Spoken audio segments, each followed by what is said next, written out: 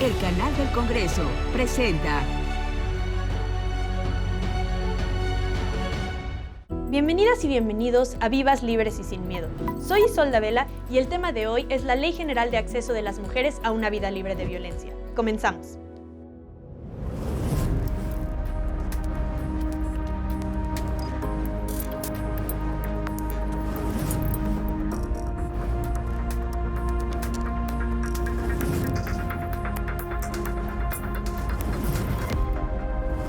Vivas, libres y sin miedo.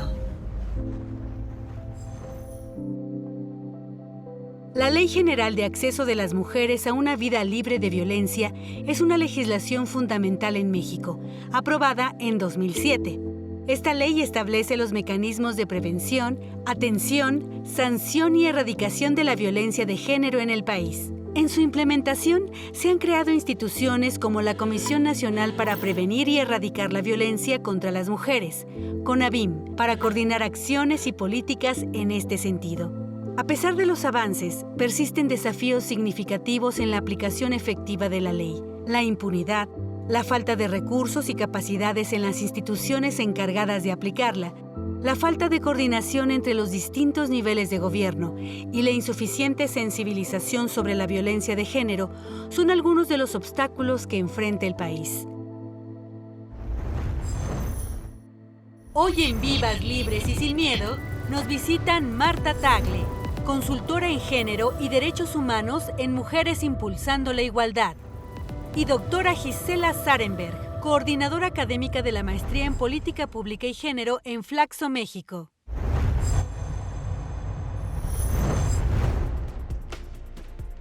Para el tema de hoy nos acompañan Marta Tagle y Gisela Sarenberg. Bienvenidas, es un gusto tenerlas como invitadas. Muchas gracias. Me gustaría empezar con una pregunta que me parece sumamente importante para las personas que nos ven, porque a lo mejor no es tan claro por qué es necesario tener una ley tan específica, ¿no? Creo que puede ser considerado que se podría meter en algunas otras legislaciones en lugar de tener una ley particular para el tema de acceso de las mujeres a una vida libre de violencia. Marta, ¿nos podrías contar un poquito de esto? Pues mira, quizás muchos no saben que, digamos que es una ley, digamos, reciente, ¿no? Porque es de 2007. Porque cuando hablamos de la violencia contra las mujeres, pensamos que es algo de lo que siempre hemos venido hablando y la verdad que no. Empezamos a hablar en México a partir de la primera ley en el 97 y después de esto sucedió algo que nos dio a conocer internacionalmente como el tema de las mujeres asesinadas en Ciudad Juárez. En ese momento todavía no hablábamos de feminicidio. Marcela Lagarde, que es una antropóloga social, llegó de diputada y fue la que presidió la comisión especial y ahí empezó el trabajo justamente no solamente para identificar y estudiar el tema de lo que está sucediendo en Ciudad Juárez con estas mujeres que estaban apareciendo asesinadas, sino además descubrir que era una realidad que estaba acabando con la vida de muchas mujeres en todo el país. Hace un estudio, una investigación y es a partir de ese momento que sale esta ley de acceso, que además es interesante desde el nombre, aunque suene difícil, sí.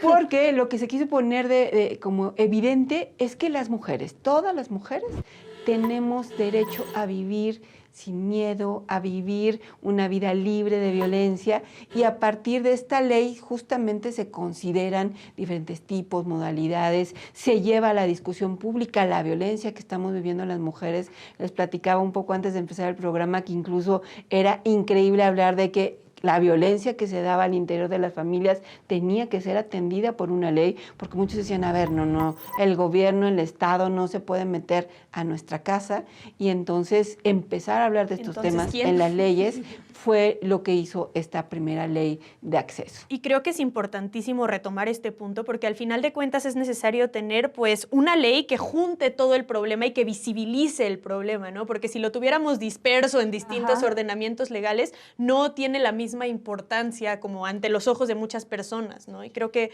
eso es un punto muy interesante. Comentábamos también antes de empezar, que creo que es un tema muy importante, que esta fue una ley pues que se trabajó mucho, como ya nos comentabas, Marta, pero que tuvo una aprobación muy plural. ¿Nos podrías platicar un poquito de esto, Gisela? Sí, con mucho gusto. Un punto importante es que, a diferencia de otros países, en México se generó, inclusive como dice aquí Marta, desde antes del año 2000, del año de la alternancia en un partido en el gobierno, en el Ejecutivo, se generó un articulado entre mujeres en la política y fuera de la política también, pertenecientes a distintas posiciones ideológicas, ¿no? Que parece fácil de decir, pero que en otros países no acontece eso. En cambio, en México sí tuvo que ver el tipo de transición democrática mexicana, que fue una transición muy acompañada por movimientos sociales, sociedad civil, pero también muy concentrada en generar instituciones electorales confiables para poder generar una alternancia partidaria, ¿no? Entonces, las mujeres tuvieron un camino en la política porque también el contexto estaba, ¿no?, demandando esto, ¿no? Estaba demandando este tipo de transición. Y es bien interesante que este tipo de articulación generó que se pudieran construir ciertos consensos también sobre algunos de los temas más viables, ¿no? En donde era más viable construir consensos. O sea, si tú empiezas a querer hacer una reforma de un tema más controvertido, donde va a romper esa red, ¿no? Pues explota, claro, ¿no? Y nos quedamos en la enemistad. No, yo creo que la red de mujeres políticas mexicanas fue muy inteligente, ¿no? Creo que construyó mecanismos para ir aprendiendo. Ok, vamos a avanzar sobre temas en los que podemos consensuar. Y uno de los temas fue precisamente el tema de violencia y género, ¿no? De cómo generar esta ley. Y que, como bien dijo aquí Marta, generó un antecedente internacional. Y creo que esto es sumamente importante porque al final de cuentas, si no tenemos una aprobación generalizada y no logramos que distintos sectores e ideologías de la sociedad entiendan la gravedad de un problema que nos afecta a todos y a todas, es muchísimo más difícil combatirlo. Me encantará platicar más en el siguiente bloque sobre este tema. Ahora vamos a ir a un breve corte y regresamos en Vivas, Libres y Sin Miedo.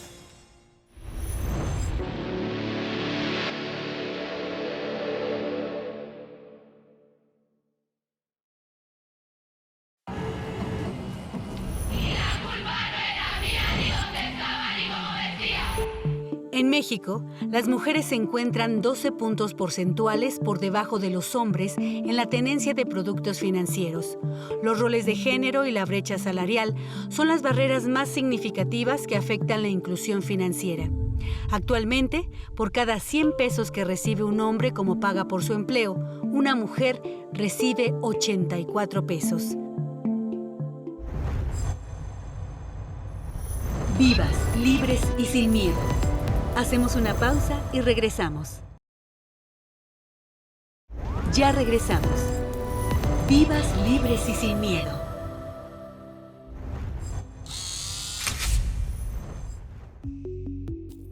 Bueno, la ley de acceso a nivel federal y a nivel local pues fue un avance importantísimo porque se visualizó el derecho que tenemos todas las mujeres de vivir una vida libre de violencia.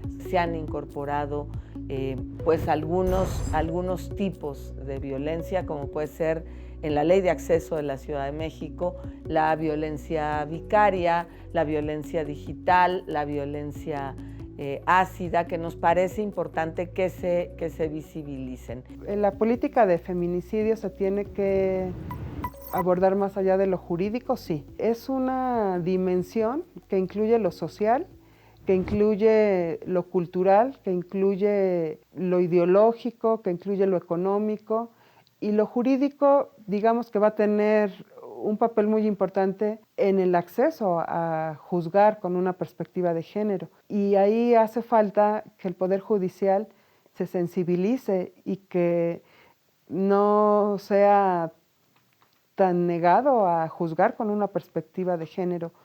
A partir de la declaratoria de alerta por violencia contra las mujeres en la Ciudad de México, además se coordinan 11 acciones que vienen en el decreto de declaratoria, pero ha habido, más allá de estas 11 acciones, pues toda una coordinación y con la Fiscalía, pues un trabajo profundo que tiene que ver con yo creo que lo más importante que tiene que ver con la Fiscalía es mandar el mensaje de cero impunidad, porque la impunidad hace mucho daño. Con los diagnósticos pues se puede tener ya acciones específicas, puntuales y dirigidas.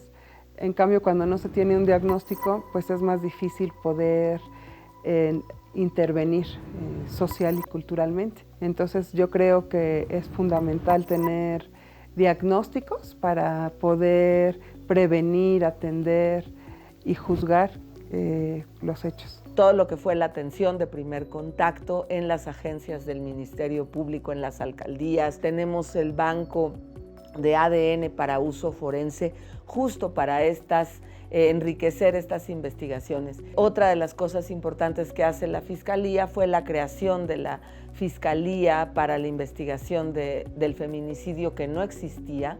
Todo esto va creando una infraestructura gubernamental, ¿no? La línea de atención, el asterisco 765, que tiene por objetivo, pues, atender a las víctimas, pero también creo que una de las mejores estrategias de prevención es parar la impunidad. Construir redes de mujeres para poder atender los hechos de raíz, para que no se sigan permitiendo ni potencializando, porque si no se cree en la palabra de las mujeres, se sigue dando estos hechos. Los feminicidas, los agresores, pues se sienten impunes y fuertes.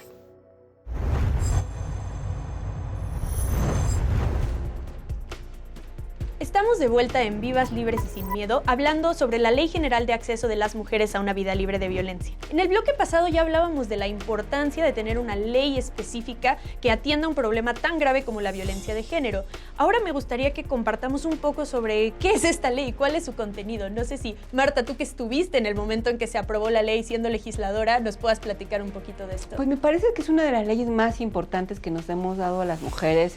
Esa, junto con la Ley General de Igualdad, son como los parteaguas que reconocen los derechos de las mujeres, ¿no? Y en esta Ley General de Acceso de las Mujeres a una Vida Libre de Violencia ocurren varias cosas. Primero, lo que hace es reconocer tipos y modalidades de violencia. ¿Qué tipos de violencia hay? Física, sexual, emocional, patrimonial. Y esto es fundamental, esta diferenciación con la modalidad, porque la modalidad son los ámbitos donde se reproduce esta violencia. En el ámbito de la familia, en la modalidad familiar, puede sufrir diferentes tipos de violencia. Violencia física, emocional, por supuesto, violencia sexual. O sea, puede haber abuso sexual al interior de la familia, pero lo mismo sucede en otras modalidades. Por ejemplo, en la política, que recientemente se incorporó la modalidad política, o en el ámbito educativo. En fin, en las diferentes modalidades se reproducen estos tipos de violencia. Entonces, definir primero tipos y modalidades de violencia fue fundamental. Y el otro gran tema es que distribuyó competencias. Claro. Porque dijo, a ver, para poder atender, prevenir, sancionar y erradicar la violencia, o sea, todo el ciclo, necesitas diferentes instituciones que se dediquen a atender, a prevenir y sancionar la violencia y erradicarla, por supuesto. Y entonces distribuyó competencia. Le toca a la Secretaría de Educación esto, a la Secretaría de Salud esto, y a nivel federal esto, a nivel estatal esto y a nivel municipal. O sea, hizo una distribución de competencias, y por eso es que nos parece una ley tan importante para prevenir y atender la violencia en México. Y sí, es un tema importantísimo, porque al final, si tú no asignas una responsabilidad,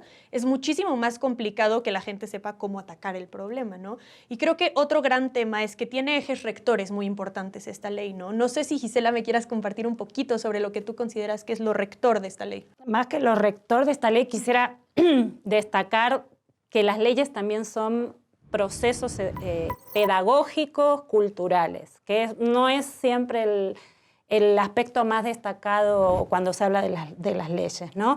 Y sin embargo, las leyes son un producto social, ¿no? Y por ende tienen consecuencias. Y está probado con evidencia estadística, controlado por diversas variables, cómo la aprobación de esta ley y su difusión generó consecuencias en el cambio en la opinión pública. Hay evidencia para hablar de causalidad con respecto al impacto de la ley en los cambios en la opinión pública.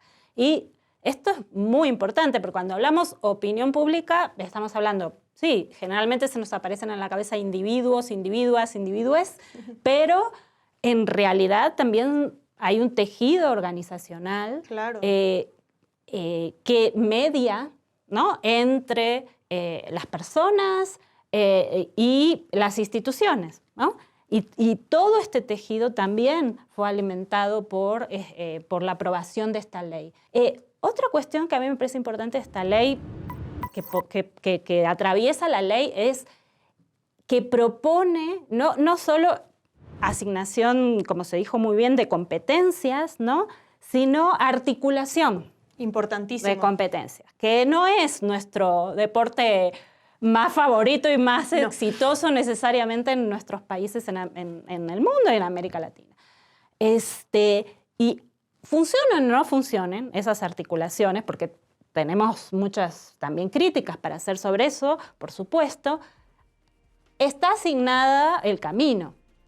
O sea, es diferente, ¿no?, que una ley lo especifique y diga aquí tenían que articularse gobernación, educación, salud, justicia, ¿no?, el poder judicial, etc. Bueno, ok, sabemos entonces que esa articulación está funcionando, ¿no?, y por qué.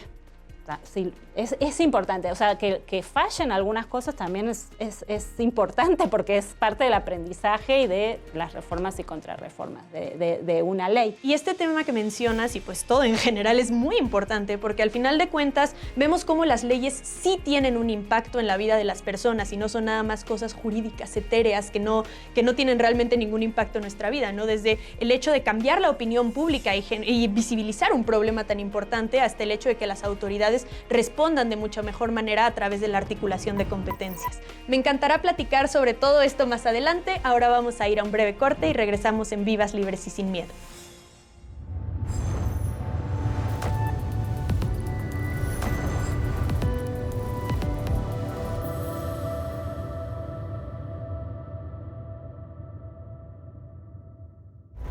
Hacemos una pausa y regresamos. Ya regresamos.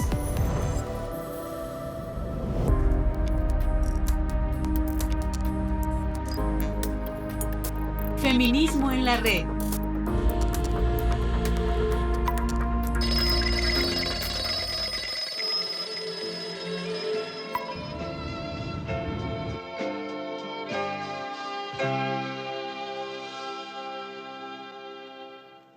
El sueño imposible es el nombre del corto animado creado por Dagmar Dauková, que culmina con el mismo título formulado como interrogante. ¿El sueño imposible? El corto ilustra en sus 7 minutos de duración un día común en la vida cotidiana de una familia tipo tradicional. En pocos minutos ilustra la naturalización de una división sexual del trabajo, socialmente injusta, sostenida por mandatos tradicionalmente asignados y asumidos al día de hoy por muchas mujeres y niñas.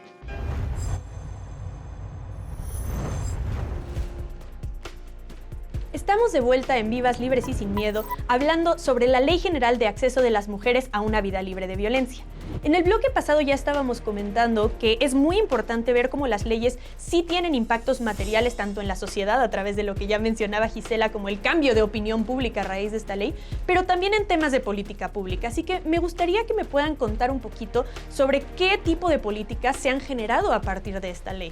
Mira, una política muy evidente, que ha tomado bastante relevancia, surge a partir de las llamadas alertas de género, el cortito, ¿no? Alertas de violencia de género, que básicamente tenemos experiencia ya en casi todos los estados del país. Tenemos evidencia de que han contribuido a conocer más el problema, ¿no?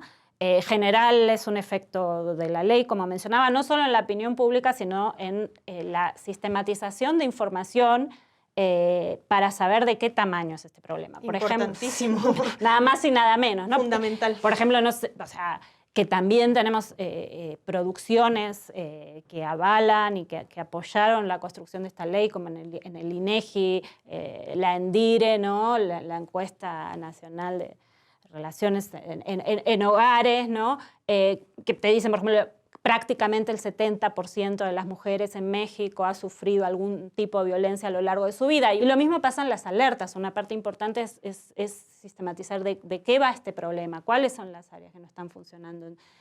Esto que parece tan simple es importante. Por ejemplo, todo lo que eran feminicidios ha sido una construcción brutal de cómo hay que registrarlos. ¿no? Cómo registramos un feminicidio ha sido todo un camino, ¿no? Y yo creo que las alertas han contribuido a esto.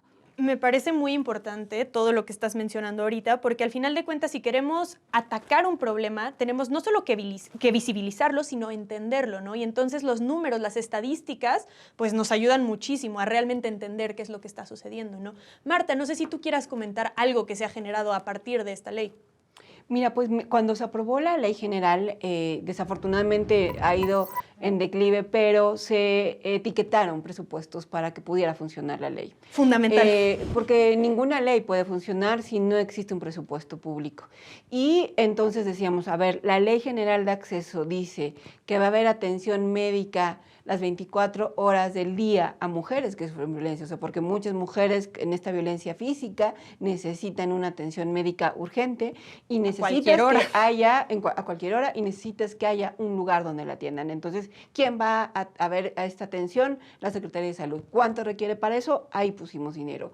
Y así fuimos revisando cada una de las acciones que la ley contemplaba para poderle poner recursos y que funcionara la ley. Desafortunadamente, con el paso de los años, esta etiquetación, particularmente en la ley de violencia, ha venido dejando de ser así, pero me parece fundamental insistir en que para que funcione la política pública, primero pues tienes que ponerle presupuesto, pero además el diseño de la ley como está planteada, pues requiere una suma de voluntades que no estamos viendo. O sea, que en realidad desde que se aprobó la ley nunca ha funcionado en su totalidad, ha funcionado por partes, pero digamos que requerimos, y es urgente hacer un llamado a que hay una voluntad de operar esta ley, o sea, no hay que inventar el hilo negro, ahí está una serie de decisiones de política pública con la que podríamos realmente estar previniendo, atendiendo, sancionando y buscando erradicar la violencia contra las mujeres. Y esto me regresa a lo que ya estaba comentando Gisela, ¿no? ¿Cuáles son los retos que enfrentamos ahorita en materia de violencia de género y de la aplicación de la ley? No sé si me quieran comentar un poquito sobre este tema.